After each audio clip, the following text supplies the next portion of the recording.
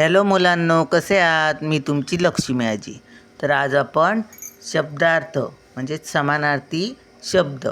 तर आता हे समानार्थी शब्द आहे, ह्याच्यासाठी हे शब्द आहेत, पण त्यांचा आपण अर्थही समजून घ्यायचा आहे आणि कुठचा शब्द कुठे वापरला तर चांगला दिसतो हेही पाहायचं आहे. कुठच्या वाक्यात, कुठच्या वेळी घटना कुठची असली की कुठचा शब्द जास्ती करून वापरतात ते आपण समजून घेऊया. चला मग. सतत. सतत म्हणजे काय? पुन्हा पुन्हा, नेहमी. पण बघा, पुन्हा पुन्हा केव्हा वापरतो आपण? एखादी गोष्ट आपण पुन्हा पुन्हा करतो.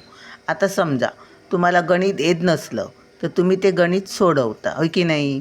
मग एकदा सोडून नाही आलं, दोनदा सोडून नाही आलं तर त्याच्यातून मागेच लागतात आणि पुन्हा पुन्हा ते करून करून मग ते एकदाचं येतं. आपलं कुठे चुकतं ते कळतं आणि आपल्याला ते येतं.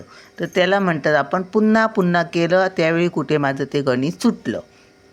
आणि चुका जर एकच चूक पुन्हा पुन्हा केली तर त्याला वारंवारसुद्धा म्हणतात आणि वारंवार तो चुका करत राहतो असं पण बोलतात. आणि तुमची आई पण कधीतरी बोलत असेल तुम्हाला की काय ते पुन्हा पुन्हा तेच करतोस, पुन्हा पुन्हा त्याच चुका करतोस असं बोलते की नाही? त्यावेळी पुन्हा पुन्हा बोलतो आपण. आणि नेहमी कधी बोलतो? तर एखादी गोष्ट आता समजा फेरीवाला येतो तर आपण तो 8 दिवसांनी काही येईना पण आपण काय म्हणतो? हां, तो फेरीवाला ना तो नेहमी येतो, मी त्याच्याचकडून कपडे घेते. तो मच्छीवाला ना नेहमीचाच आहे तो आमचा, असं बोलतो आपण. हां, नेहमी. त्याचा अर्थ दररोज पण होऊ शकतो. तर अशा वेळेला आपण ह्या नेहमी शब्द वापरतो. आणि सतत केव्हा वापरतो? आता समजा पाऊस पडत असला, 4 दिवस सारखा पाऊस पडतो, त्यावेळी आपण काय म्हणतो? सतत पाऊस पडत आहे, बाहेर पडायलासुद्धा भेटत नाही, असं बोलतो आपण. हां, किंवा एखादं मूल रडत असलं, जास्ती रडतं कुठचं मूल, त्याला काहीतरी त्रास असतो म्हणून रडतं ते. मग आपण कसं बोलतो? सतत ते मूल रडत असतं, काय कोणास ठाऊक त्याला काहीतरी त्रास असणार, असं बोलतो. तर असे शब्द, एकाच अर्थाचे शब्द वेगवेगळ्या ठिकाणी आपण वापरत असतो. तर निवारा. निवारा म्हणजे काय? आसरा, निवास. निवास म्हणजे आपण घराला पण निवास म्हणतो आणि निवारा म्हणजे पण घरच. आणि आसरा म्हणजे पण एक म्हणजे राहण्याची एक जागा, समजलं? पण निवासस्थान बोलूया आपण. स्थान,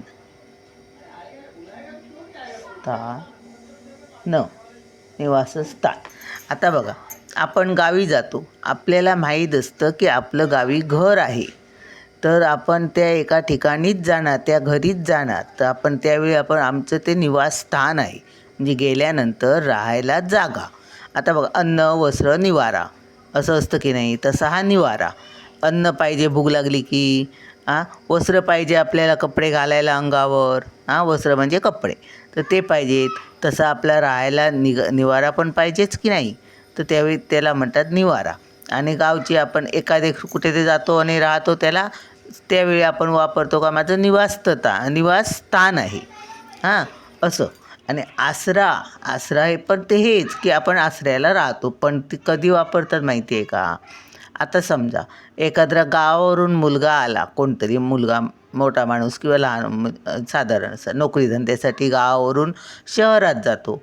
त्यावेळी त्याची खोली म्हणजे राहण्याची जागा, ठिकाणा नसतो. त्यावेळी कोणतरी त्याला ठेवून घेतं आपल्याकडे. त्यावेळी म्हणतात की त्यावेळी त्याने मला आसरा दिला म्हणून मी आज हे दिवस बघितले, असं म्हणतात. शिवाय एखाद्याला घरदार नसलं, कुठूनही बाहेर पडला, काहीतरी भांडणतंटे झाले, तर कोणतरी देतो ना, माझे बाबा ते खोपटीत राहा थोडे दिवस, तर त्यावेळीसुद्धा त्याला म्हणतात मला आसरा दिला त्याने. तर आणि निवारा म्हणजे हेच. पण आपण आपलं कुठेही आपण निवारा करतो, शहरात जाऊ दे, कुठेतरी जातो आणि आपलं एक घर करतो. छप्पर असतं डोक्यावर, मग ते निवारा असं. आता उकाडा म्हणजे गरमी. खूप गरम होतं, गरमीच्या दिवशी गरमच होतं उन्हाळ्यात, मग गरमी हवा आहे म्हणतो आपण. खूप गरमी आहे असं पण बोलतो. पण ज्यावेळी खूपच गरम होतं, खूप म्हणजे खूपच असं घामाचे लोट लागतात, तर त्यावेळी म्हणतो आपण खूप उकडतंय बाबा. त्यावेळी काय उकडतं म्हटले काय समोर येतं? अंडी आपण उकड ठेवतो की नाही, अंडी उकड ठेवल्यावरती उकडतात, तसं उकडायला होतं असंच समोर येतं. मग नजरेसमोर काय येतं? त्याला किती गरम होत असेल तर असं गरम होत असेल, असं असं नजरेसमोर येतं. तर असा आपण उकाडा हा शब्द वापरतो. खूप गरम होते. गारवा म्हणजे थंडगार वाटणे. आपल्याला थंडगार वाटे, थंडीच्या दिवसात थंडगार वाटतं. पण ज्यावेळी खूपच थंडी पडते, कडाक्याची थंडी पडते, त्यावेळी चुलीच्या पुड्यात बसतात ढगाला आणि म्हणतात खूपच गारवा पडला बाबा, असं असं करतात. तर किंवा शेकोटी कुठेतरी पेटवतो आणि खूपच गारवा पडला असं म्हणतात. खूपच थंडी वाजते ना आणि कुडकुडायला होतं, त्यावेळी खूपच गारवा पडला असं म्हणतात. आता आसपास, आसपास म्हणजे आजूबाजूला किंवा परिसर, आपल्या आजूबाजूची जागा म्हणजे परिसर, आहे की नाही. तर आता आसपास, आता इथे आजूबाजूला बघूया. आता तुमचं काहीतरी हरवलं, पुस्तक भेटत नाही, पेन भेटत नाही आणि तुम्ही मम्मीला विचारता, मम्मी कुठे आहे गं माझं पेन? तर मम्मी काय सांगते, अरे बघ रे तिथेच कुठेतरी आजूबाजूला असेल, आहे की नाही. म्हणजे तू घरातच किंवा आता बॉल हरवला तर आजूबाजूला बाहेर बघ असं म्हणणार. पण आजूबाजूला आपण इथे म्हणतो काय, घरातच कुठेतरी टेबलावर बघ, कुठे पडलं असेल तर टेबलाच्या खाचीत असेल, असं बोलतो. किंवा पुस्तकाखाली कुठेतरी असेल बघ जरा आजूबाजूला, असं म्हणतो. आणि आसपास कधी बोलतो आपण? ज्यावेळी बाहेर खेळतात तुम्ही, बॉल बिल तुमचा हरवला, तर आसपास बघ बाबा, कुठेतरी बघ पाल्यापाचोळ्यात कुठेतरी असेल, चारीबिरीत कुठेतरी असेल, असा. आणि परिसर, परिसर म्हणजे सुद्धा आजूबाजूलाच, म्हणजे आजूबाजूची जागा, त्याला परिसर म्हणतो आपण. तर घराच्या आजूबाजूला जागा असते, तर त्याला आम्ही काहीतरी लावतो, झाडं लावतो परिसरात. तर परसात बाबा मी मिरच्या लावल्या, केळीचं झाड लावलं, अमकं लावलं, तमकं लावलं असं म्हणतात. भाजीपाला वगैरे पावसाळ्यात करतात. तर ते परसात असं म्हणतात. तर परिसर आपल्या आजूबाजूची जागा म्हणजे आजूबाजूची, पण वापरतात कधी ते बघा. तर आता विविध, विविध म्हणजेच वेगवेगळे, अलग अलग. पण वेगवेगळे कधी बोलतो आम्ही? तर वेगवेगळे फराळ बनवला, वेगवेगळा फराळ बनवला. माझ्याकडे वेगवेगळे कपडे, अनेक प्रकारचे कपडे आहे, वेगवेगळे म्हणजे सुद्धा अनेक प्रकारचे, वेगवेगळे. अलग अलग तसेच वेगवेगळे, वेगवेगळे कपडे आहेत, वेगवेगळे ड्रेस आहेत असं बोलतो. पण ज्यावेळी कलर, वेगवेगळे रंग आम्ही भरतो, ज्यावेळी चित्र काढतो, एखादा देखावा काढतो, वेगवेगळे त्याच्यात रंग भरतो, वेगवेगळे रंग भर म्हणतात. पण ज्यावेळी ते चित्र चांगलं काढतो, कसला तरी देखावा, डोंगराचा असू दे, सूर्य मावळतो हे ते दाखवला, तर सूर्य मावळताना बघा, सूर्य डोंगराला टेकला असा दाखवला, तिथे भगवा कलर वगैरे असे वेगवेगळे कलर दाखवतात आणि सगळे हिरवं वगैरे असे सगळे भरतात. त्यावेळी काय म्हणतात, काय देखावा काढला त्याने, विविध रंगांनी भरून काढला आहे, असं म्हणतात. त्यावेळी विविध शब्द वापरतात. आणि अलग अलग कधी म्हणतात? तर घरातसुद्धा बघा, काहीतरी भांडणतंटे झाले तर माणसं भांडणतंटेच व्हायला हवे असे नाही, चांगल्यापणीच आपलं वेगवेगळं राहतात, वेगवेगळेच राहतात. पण त्यावेळी म्हणतात ते अलग अलग राहतात, अलग झालेत असं म्हणतात. किंवा समजा काहीतरी असले, एका ठिकाणी सगळ्या वस्तू आहेत, कडधान्य समजा एखादे असं मिक्स झालेलं असलं, तर मग मग मी काय सांगते तुम्हाला, काम काहीतरी चला देऊया मुलांना. मग काय सांगते, तर ते बाबा हे सगळं ना अलग अलग कर, वाटाणे वेगळे कर, चवळे वेगळे कर, मटकी वेगळी कर, असे ते पदार्थ जे काय वस्तू असतात ते वेगवेगळे कर. मग पण त्यावेळी कसं म्हणतात, तेव्हा अलग अलग कर जरा असं बोलतात. आता इथे तुम्ही लोक शहरात वगैरे वेगवेगळे शब्द वापरतात, पण हे पूर्वी वापरत होते शब्द.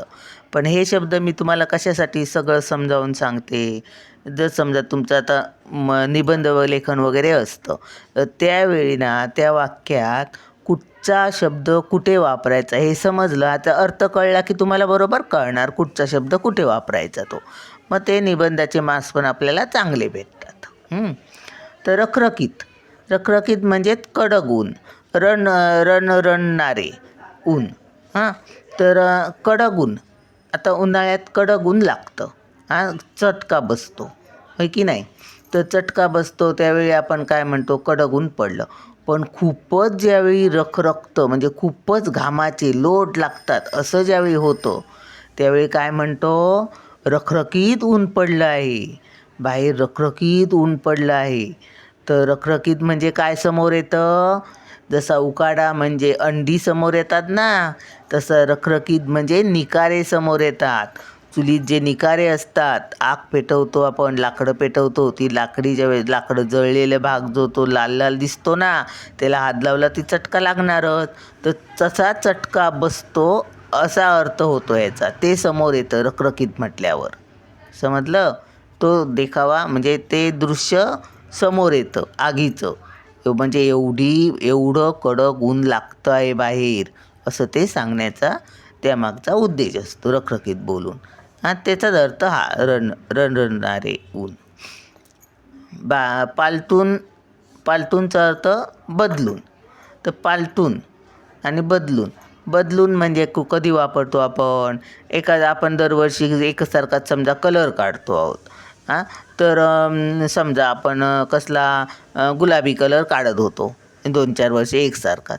मग ह्या वर्षी आम्ही रंग बदलूनच टाकला, पिवळा रंग काढला असं बोलतो. पालटून टाकला बोलत नाही. पण एखाद्या वेळेला ज्या वेळेला काहीतरी असं जे असतं दररोजचं, त्याच्यापेक्षा एकदमच जे मनातही ध्यानीमही नसतं असा बदलाव होतो, त्यावेळी म्हणतात पालटून टाकलं. म्हणजे समजा आपलं घर झोपडीसारखं असलं आणि जर अचानक आपण कधीतरी ते एकदम असं बदलून टाकतो की साधारण म्हणजे सुधारणा नाही, तर एकदमच डबल माळा करतो. किंवा गावचं घर असलं तर आपण बंगला टाईप बनवला, झोपडी असली आणि त्याचा जर बंगला टाईप बनवला तर म्हणतात, अरे काय त्याने घर पालटूनच टाकलं, सगळं पालटूनच टाकलं असं बोलतात.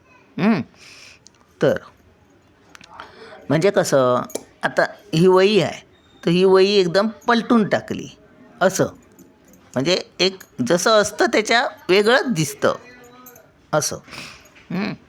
तर आता बघा, आता हिरवळ म्हणजे काय, हिरवेगार. जे हिरवेगार असतं ते हिरवळ, दोन्ही समान होते शब्द. पण हिरवेगार आपण कधी वापरतो, ज्यावेळी आपली शेतात ज्यावेळी सगळं हिरवंगार असतं त्यावेळी म्हणतो, मग काय शेती चांगली आहे, मस्त आहे, काय दिसते, हिरवीगार दिसते असं बोलतो. आणि हिरवळ कधी बोलतो, जे बघा पाऊस पडला की 8 दिवसांनी थोडं ज्यावेळी गवत येतं, जमिनीवर गवत रुजून येतं नाही का, रोपटे. तर त्यावेळी रस्त्यांच्या दोन्ही कडेला सुद्धा असं ते गवत वाढतं असं. तर थोडंसं वाढलं की आम्ही म्हणतो काय हिरवळ पसरली आहे असं. माळ रानावर सुद्धा हिरवळ आहे तिकडे असं म्हणतो आपण. जिथे शेती करत नाही तिथे सगळं चारा तो रुजलेला असतो आणि त्यावेळी म्हणतात हिरवळ पसरली असं. टवटवीत म्हणजे ताजेतवाने. तर ताजेतवाने म्हणजे कधी वापरतो, ताजेतवाने म्हटलं की आपल्या नजरेसमोर काय येतं, तर ताजोताज फुलं काढून आणली आहेत. फुलं म्हणा, भाजी म्हणा, एकदम आत्ता काढून आणली आहेत, आजचीच आहे, ताजी एकदम दिसत आहेत असं. आणि टवटवीत कधी म्हणतो, तर फूल ज्यावेळी एकदम असं कळीतून असं उमलतं, कसं असं ज्यावेळी कळी असते पहिली आणि ती सकाळी आपण जाऊन बघतो ते असं उमललेलं दिसतं, त्यावेळी आम्ही म्हणतो काय टवटवीत फुलं आहेत. समजलं असं. ओळीत म्हणजे रेषेत, ही ओळ आहे, ही रेषाच आहे. तर सरळ रेषेत लिही रे बाबा असं म्हणतो आपण. सरळ ओळीत बोललं तरी चालतं, पण तसं बोलत नाही आपण. पण ओळीत जास्ती करून कधी वापरतात, ज्यावेळी बघा पीईचा तास असतो त्यावेळी सरळ ओळीत उभे राहा म्हणतात. पीईचे सर कसे समोर असतात आणि मुलं अशी उभी असतात. सर कसे सांगणार, की डोकं फक्त वरचं डोकं दिसायला पाहिजे, आजूबाजूचा खांदासुद्धा दिसता नाही इकडे तिकडे मला, असं सांगतात बघा. तर ते ओळीत उभे राहा सांगतं. वाकडी अशी लाईन होता नाही. लाईन म्हणजे ती ओळच. तर ती वाकडी अशी होता नाही, अशी तिरकस तिरकस. तर ओळीत राहा उभे, असं सांगतात. परत परत म्हणजे पुन्हाच. आता एखादा फेरीवाला आला, आपण कपडे बिपडे घेतले आणि तो गेला गेला की आणि समजा तो परत आलाच, तर त्यावेळी आपण काय म्हणतो, तो पुन्हा आला. काय म्हणतो, पुन्हा आला. पुन्हा कशासाठी आला असेल, काय विसरला, पैसे द्यायचे राहिले की काय, असं. पण आपल्या घरातला ज्यावेळी कोणतरी व्यक्ती आपल्या घरातली बाहेर जाते आणि थोडे 5 पावलं जाऊन वापस येतं, त्यावेळी काय म्हणतो आपण, अरे तू परत कशाला आलास, काहीतरी विसरलास काय, असं बोलतो. आपल्या घरातली व्यक्ती येते त्यावेळी पुन्हा बोलत नाही, कारण त्याचंच घर आहे ते म्हणजे एक शब्द कुठे वजनदार कुठे चांगला वाटतो ते बघा. वापरतो बघा, तुम्ही वापरतात, बोलतात कोण कोण, त्यावेळी लक्ष द्या. आता अफाट. अफाट म्हणजे काय, खूप, जास्त, भरपूर, अतिशय, प्रचंड असे त्याचे अर्थ आहेत. पण अफाट कधी वापरतो आपण, खूप मोठं जंगल असतं, खूप पसरलेलं, त्यावेळी आम्ही म्हणतो काय, ते अफाट जंगल आहे तिकडे, असं म्हणतो. तिकडे खूप जंगल आहे बोलतो का, किंवा जास्त जंगल आहे, भरपूर जंगल आहे, अतिशय जंगल आहे, प्रचंड जंगल आहे असं बोलतो नाही. अफाट जंगल आहे. आणि खूप कधी बोलतो, काहीतरी खूप. आता समजा तुमच्या दादाला खूप दिलं खाऊ आणि तुम्हाला कमी दिलं, तर तुम्ही बोलतात ना, त्याला खूप दिलं खाऊ, असं म्हणतात. आता जास्त कधी वापरतो, पैसे समजा असले तर त्याच्याकडे, त्याला जास्ती पैसे दिले, मला कमी पैसे दिले, असं बोलतो. भरपूर, तर माझ्याकडे भरपूर आहे, मला तुमचं काही नको, माझ्याकडे खूप आहे, भरपूर आहे, खूप आहे, पण त्यावेळी बोलतो माझ्याकडे भरपूर आहे, मला तुमचं काहीही नको, असं बोलतात. आणि अतिशय, तर तो अतिशय हुशार आहे बोलतो आपण. काय, तो अतिशय हुशार आहे, हुशार असलं की. पण हे सगळ्या शब्दात अतिशयपेक्षासुद्धा जर कोणी हुशार असेल, खूप डोकं चांगलं चालत असेल कॉम्प्युटरसारखं, तर त्याला म्हणतात प्रचंड. तो प्रचंड हुशार आहे, पटकन चुटकीसरशी उत्तर देतो, असं बोलतात बघा. तर त्यावेळी प्रचंड हुशार आहे असं बोलतात, होय की नाही. आता पहाट. पहाट म्हणजे काय, सकाळ. पहाट म्हणजे काय, सकाळ. समानार्थी शब्द सांगणार त्यावेळी सकाळ म्हणून लिहायचं. इथे मी लिहून ठेवते, सकाळ. एकच शब्द सांगितला की हे. आता मी तुम्हाला अर्थ सांगते बघा. पहाट, सकाळी सूर्य उगवायच्या अगोदर. आणि त्याहीपेक्षा जवळचा अर्थ हा, सकाळी बाहेर उजेड पडण्या अगोदर. सकाळी ज्यावेळी कोंबडा आरवतो, बाहेर दिसत नाही, बाहेर काळोखच असतो, पण सकाळ झालेली असते, 5 वाजलेले असतात, 4:30 ते 5, असं 5:30पर्यंत बाहेर दिसत नाही, त्यावेळी त्याला पहाट म्हणतात. आता बघा, दिवाळीच्या वेळेला पहिली आंघोळ करतात नरक चतुर्थी दिवशी. त्यावेळी तुम्हाला रात्री काय सांगितलं जातं, उद्या सकाळी पहाटेला उठायचं आहे, पहाटे पहाटे आंघोळ करायची आणि काडीत फोडायचं, सांगतात की नाही. तर त्याला म्हणतात पहाट. आता काळोख आणि अंधार. आता काळोख आणि अंधार एकच, दिसत नाही, काही अंधार असतो. पण अंधार कधी बोलतो, ज्यावेळी संध्याकाळ होते, सूर्य मावळतो, संध्याकाळ होते आणि ज्यावेळी थोडा काळोख पडायला सुरुवात होते आणि थोडंसं धुंदूक बाहेर दिसतं, त्यावेळी आपण बोलतो का, अंधार पडायला सुरुवात झाली आहे, आता अंधार पडला आहे बाहेर, जाऊ नको रे, अंधार पडला आहे बाहेर, असं सांगतात मुलांना. आणि काळोख कधी, अरे त्या काळोखात जाऊ नको, काय दिसत नाही, कोणतरी असेल पायाखाली, कोणतरी चावे बिल, त्या काळोखात जाऊ नको. आणि घरातल्या घरात लाईट गेली तरी पण काय बोलतो आपण, अरे तर काळोख आहे, लाईट गेली, काळोख आहे, काय दिसत नाही, कुठेतरी आपटशी उपशी टेबला, तर असं बोलतो. तर अशा प्रकारचे हे अर्थ लक्षात ठेवा. म्हणजे कुठचाही शब्द नाही आठवला तर कुठचाही शब्द घालून पण करू शकता. आणि निबंध लिहिताना हे शब्द कामाला येतात. योग्य वेळी योग्य तो शब्द घातला की चांगलं दिसतं. मग 15पैकी किती मार्क्स आपले चांगले मार्क्स मिळतील. चला मग भेटूया पुढच्या व्हिडिओत. बाय.